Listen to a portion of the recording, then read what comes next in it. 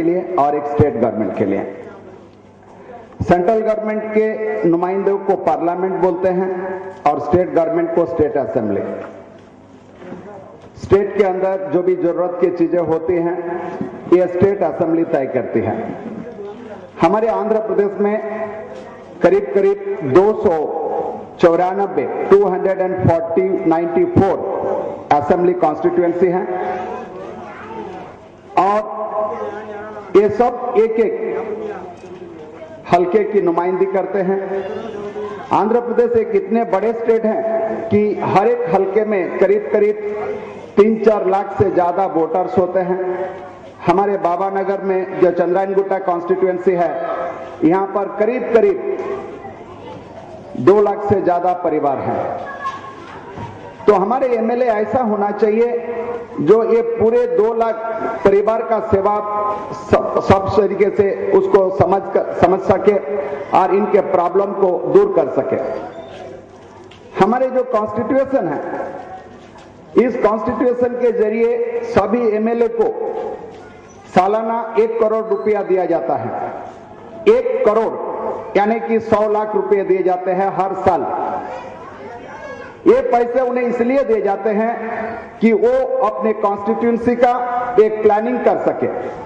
Constitution में परिवार कितने रहते हैं, पढ़े लिखे लोग कितने हैं, अनपढ़ कितने हैं, बच्चे कितने हैं, बूढ़े कितने हैं, नौकरी करने वाले कितने हैं और कारोबार करने वाले कितने हैं। उनको ये पैसा इसलिए दिए जाते हैं कि वो एक ऑफिस खोले, कॉन्स्टिट्यूशन का अंदर एक ऑफिस हो, जिस ऑफिस में बैठकर उन्हें ये काम निपटाएं। उन्हें ये पैसा इसलिए दिए जाते हैं कि वो 1,000, 500, 1000 आदमी को काम पे लगाएं, क्योंकि कोई भी आदमी अकेला नहीं कर सकते। भाइयों बहनों, आप में से बहुतों के पास होटल होंगे और हम जानता हूं कि आप लोग होटल कैसे चलाते हैं। उसमें एक मैनेजर होता है, मैनेजर का जिम्मेदारी होता है बाकी वर्करों से काम लेना। अगर मैनेजर घर के अंदर बैठे रहेंगे तो आप समझ सकते हैं कि वो होटल की हालत कैसा होगा, वहां पर वर्कर कैसे काम करते होंगे। अगर वर्कर सही तरीके से काम नहीं करेंगे तो आप अंदाजा लगा सकते हैं खाने पीने का सामान कैसा रहेगा और लोगों को किस किस्म के खाना पीना मिलेगा।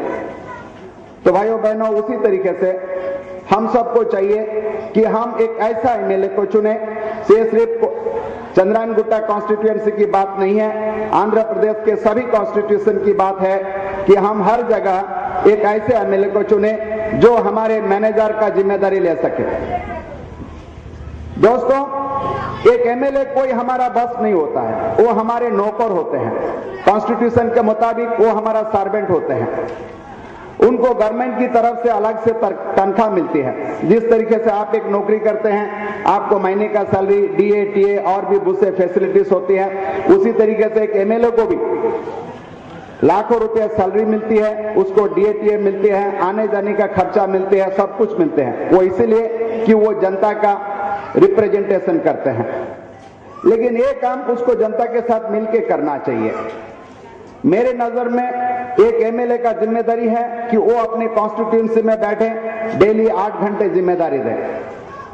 उनको भी संडे को छुट्टी मिलना चाहिए, लेकिन हफ्ते में 6 दिन उन्होंने काम करना, 6 दिन उन्होंने पब्लिक में दिखाई देना, ना कि 5 साल में एक बार आकर 500, 1000 रुपये थमा देते हैं और बोलते हैं कि वोट डालो। मैं जानता हूं, मेरे पास पूरे प्रूफ है, कायो फैमिली ऐसे हैं, लेकिन वो दिल से नहीं चाहते हैं। मजबूरी का नाम महात्मा गांधी। वो ये सोचते हैं कि 500 रुपया मिले, चलो कम से कम आज एक थाली तो बिरयानी आ जाएंगे। 1000 रुपये मिल रहे हैं, चलो कम से कम आज तो एंजॉय कर लेंगे। लेकिन उन्होंने ये नहीं सोचते हैं कि 5 साल तक उसकी जिंदगी का क्या होगा। भाइयों बहनों, ये जो 500, 1000 रुपये आपको मिल रहे हैं सिर्फ इसी कॉन्स्टिट्यूएंसी में नहीं है, आजकल एक धंधा बन गया है वोटरों को खरीदने का। अगर रोज के हिसाब से लगाएंगे वो 54 से भी कम हो जाती है। तो सोचिए, आप एक 54 के लिए आप अपने जो जमीन है उसको बेच दे रहे हैं। ये ठीक है क्या? जरा सोचिए भाइयों बहनों कि 500 रुपए में आप जो बेच रहे हैं अपनी जमीन को, वो सही नहीं है। या एमबीटी ने आपको एक मौका दे रहे हैं कि आपको भी एक काउंसिल में आने का मौका है।